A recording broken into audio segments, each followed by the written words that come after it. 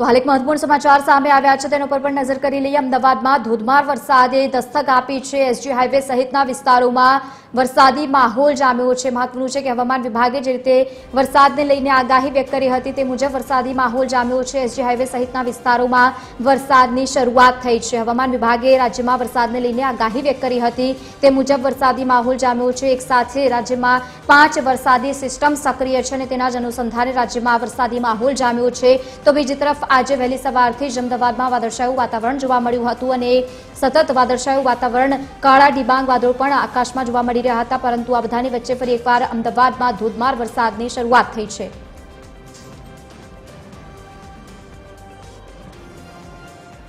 તો આજ મુદ્દે સંવાદદાતા અભિષેક વાઘેલા આપણી સાથે લાઈવ જોડાયા છે। અભિષેક, રાજ્યમાં જે રીતે વરસાદને લઈને હવામાન વિભાગે પણ આગાહી વ્યક્ત કરી હતી, બીજી તરફ 5 વરસાદી સિસ્ટમ પણ સક્રિય છે। અમદાવાદમાં વરસાદની શરૂઆત, શું વધુ અપડેટ્સ?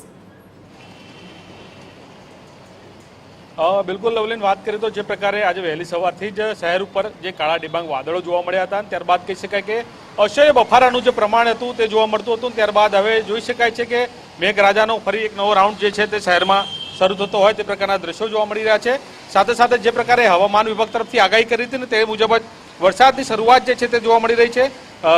સાથે સાથે વાત કરવામાં આવે તો જે પ્રકારે અમદાવાદમાં આજે કહી શકાય કે હળવાથી મધ્યમ વરસાદની આગાહી કરવામાં આવી હતી, પરંતુ જોઈ શકાય છે કે ભારે પવન સાથે મેઘરાજાએ જે ધમાકેદાર બેટિંગની શરૂઆત કરી હોય તે પ્રકારના દ્રશ્યો જોવા મળી રહ્યા છે। સાથે સાથે વાત કરવામાં આવે તો અત્યારે હાલ જે પ્રકારની સિસ્ટમની જો આપણે વાત કરીએ તો અત્યારે હાલ મોન્સૂન ટ્રફ જે છે તે પસાર થઈ રહ્યું છે। સાથે સાથે upper air cyclonic circulation system જે છે તે પણ સક્રિય થઈ છે અને જેના કારણે થઈને અમદાવાદ શહેરમાં અત્યારે હાલ જોઈ શકાય છે કે વરસાદની શરૂઆત જે છે તે થઈ ગઈ છે। સાથે સાથે મહત્વનું કહી શકાય કે અત્યારે હાલ જોઈ શકાય છે કે આ શહેરના પૂર્વ વિસ્તાર તરફનું આપણે જો વાત કરીએ તો શહેરના એરપોર્ટ, રિવરફ્રન્ટ, ખમાસા, લાલ દરવાજા, આસ્ટોડિયા, જમાલપુર, રાયપુર સહિતના જે વિસ્તારો જે છે ત્યાં ભારે પવન સાથે વરસાદ જે છે તે ખાબક્યો છે। સાથે સાથે કહી શકાય કે અચાનક આ રીતે વરસાદ પડવાથી ક્યાંક વાહન ચાલકો પણ હાલાકીમાં મુકાયા હોય તે પ્રકારના દ્રશ્યો જે છે તે જોવા મળી રહ્યા છે। અચાનક જ વરસાદ પડતા દરેક 4 રસ્તા જે મોટા 4 રસ્તાઓ આવેલા છે ત્યાં પણ ટ્રાફિક જામના દ્રશ્યો જે છે તે જોવા મળી રહ્યા છે।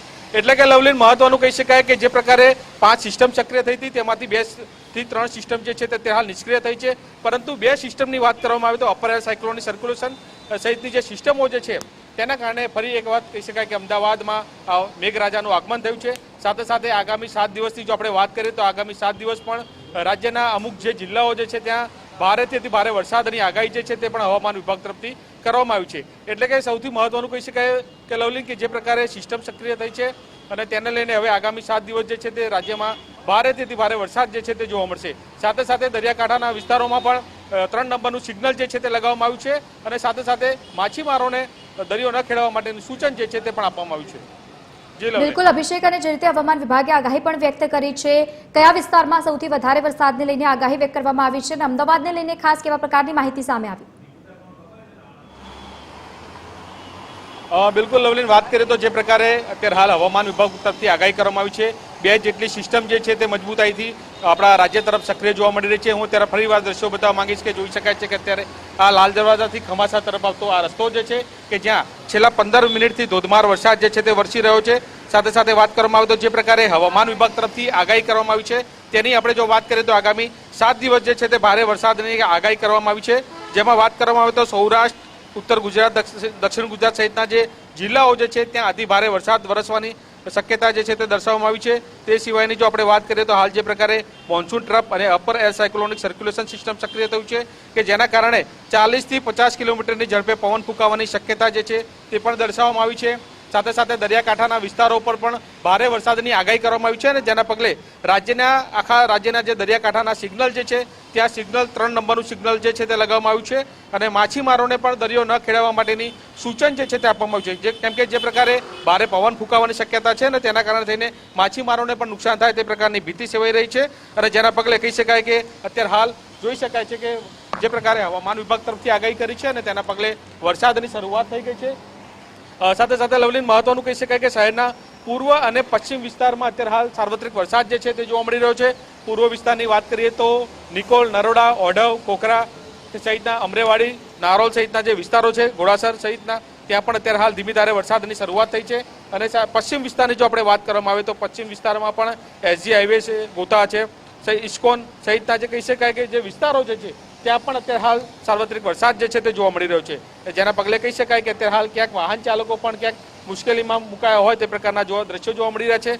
વહેલી સવારથી જે પ્રકારે કહી શકાય કે વાદળછાયું વાતાવરણ જોવા મળ્યું હતું, સાથે સાથે કાળા ડિબાંગ વાદળો જે છે તે પણ જોવા મળ્યા હતા. અસહ્ય બફારાનું પ્રમાણ જોવા મળ્યું હતું અને ત્યારબાદ હવે કહી શકાય કે મેઘરાજાનું ફરી વખત આગમન થયું છે અને જેના કારણે થઈને વાતાવરણમાં પણ ક્યાંક ઠંડક પ્રસરી હોય તે પ્રકારનું દ્રશ્યો અત્યારે હાલ અમદાવાદ શહેરમાં જોવા મળી રહ્યા છે. બિલકુલ અભિષેક, આભાર સમગ્ર માહિતી સાથે જોડાવા બદલ. તો ફરી એકવાર રાજ્યમાં જે રીતે વરસાદને લઈને આગાહી વ્યક્ત કરી હતી તે મુજબ અમદાવાદમાં ધોધમાર વરસાદની શરૂઆત થઈ છે.